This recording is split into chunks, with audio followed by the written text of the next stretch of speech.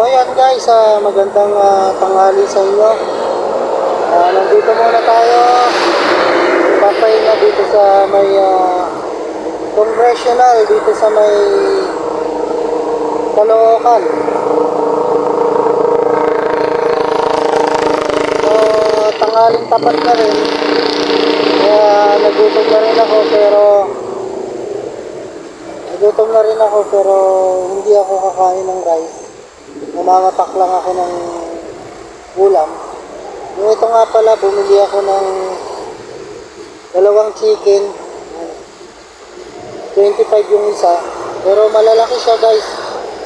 Tapos meron siyang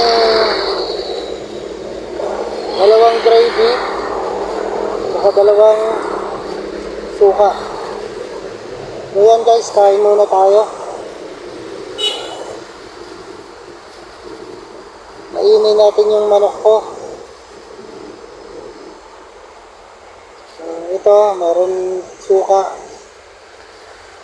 Dalawang suka yan. Tapos, dalawa rin na gravy. Yung fairness, yung gravy nila, masarap. Kain tayo guys, kain tayo.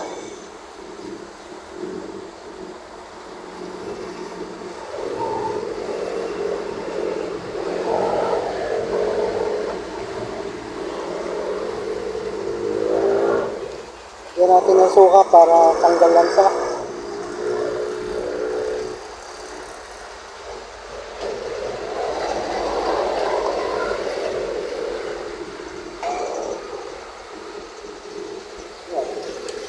Masarap.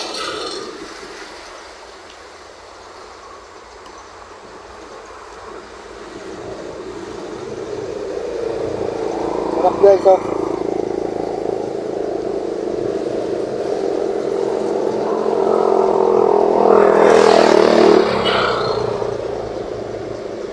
Malasa yung chicken niya. Doon sa binilihan ko, babalikan ko yun kasi masarap yung manok. Tsaka isa pa, malambot yung chicken. Hindi kagaya sa iba na pag pinirito, tumitigas yung manok. Pero ito hindi. Napagkagat mo, malasa.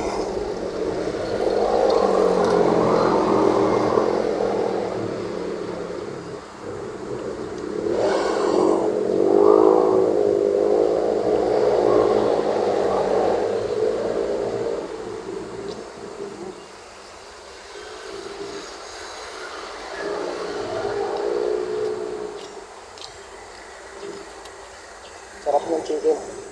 Sarap yung chicken.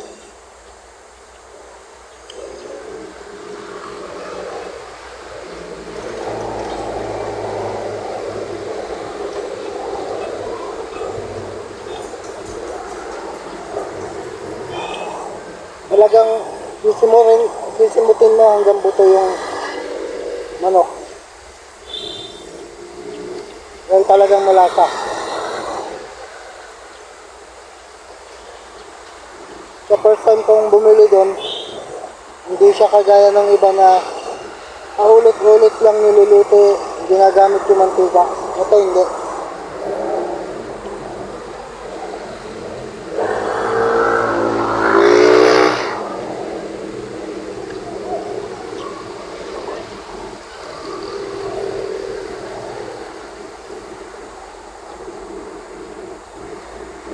Sarap.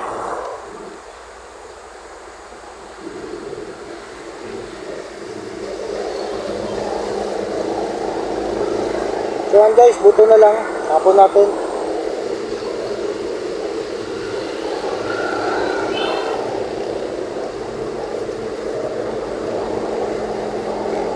Siyempre meron pang isa.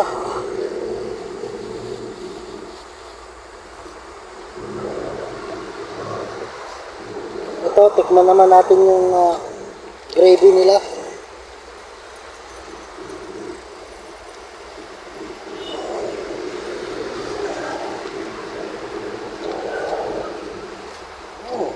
Sarap. Sarap yung gravy, guys. Kaya pala maraming bumibili ron. Mura na, malalaki pa, tapos ang sarap ng gravy.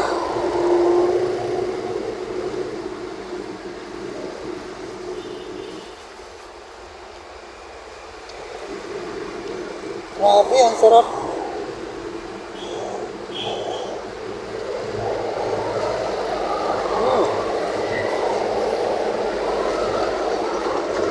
Ito nga. Kanina ko pa ito binili pero malutong pa rin.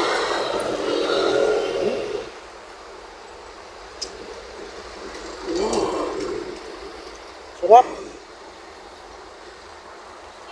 Napakasarap ng gravy guys.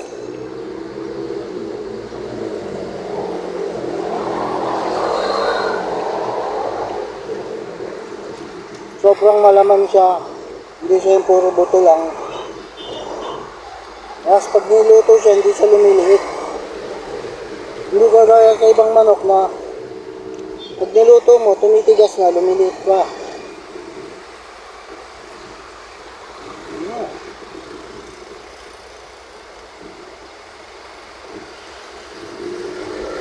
At guys, oh.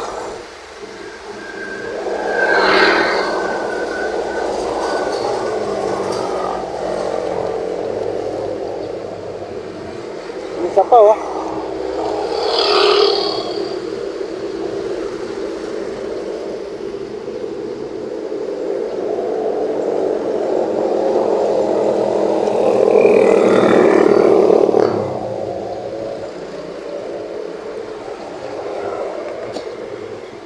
Sarap, talagang sisimutin mo yung laman doon sa may buto.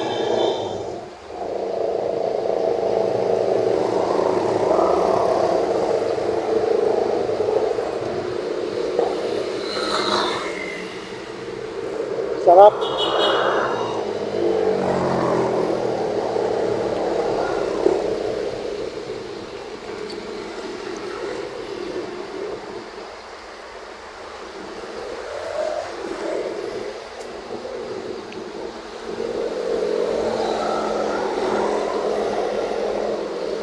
Ito na lang talaga, wala nang laman.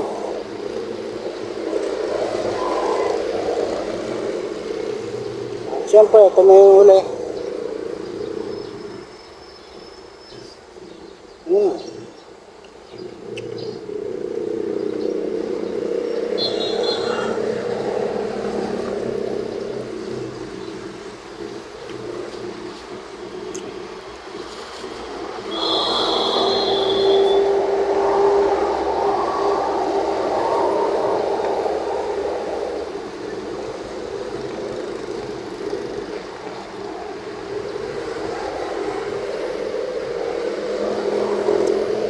Masarap guys, panalo. Kapag bibili ako ng manok, doon na ako bibili dahil bukod sa malaki siya, malambot yung chicken, masarap yung suka at saka yung gravy. So panalo guys. So for today's video, hanggang dito na lang muna tayo. Kita-kits ulit tayo sa mga susunod ko pang video. Maraming salamat sa lahat ng sumusuporta sa akin. Mabuhay kayo.